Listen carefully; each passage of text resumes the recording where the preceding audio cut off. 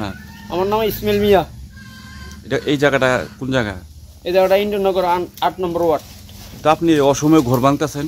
অসময় ঘর ভাঙতাছি, আমরা বলটা দিব কইছে না তারা, আমরা গাঙ্গের কাঁথাত বাড়ি, কিন্তু অনেক বাড়ি ঘর ভাঙ্গা গেছে।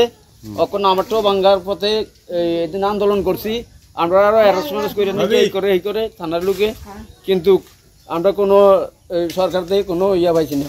না এখন ঘর ভাঙতেছেন কে রে? আপনার ঘর এই তো ঘর তো নদী নিয়ে গেতেছে, এখন গাঙ্গে নিয়ে গেতেছে, পালা তুলতেছে গাঙ্গের মধ্যে, দেন ভাঙতাছি। তো আপনার এই বসতঘর যে ভাঙে নিতেছেন, আপনার অন্য কোনো জায়গা আসেনি? না, অন্য কোনো জায়গা নাই আমার। কোথায় থাকবেন এখন? এখন তো মনে করেন এটি মানুষের বাড়ি করতে টাকা টাকা লইয়া যদি থাকতাম পারি, আর মানুষের নিয়ে থাও না, আর এটি বেচ চলন লাগবো, এই অবস্থা আছে। কালকে রাত্রে এই ঘর তো আর ঘুমাইছেন না? না, এগুলো ঘুমানো থাক দূর কথা, উঠানে থাকতে তো কষ্ট হয়েছে।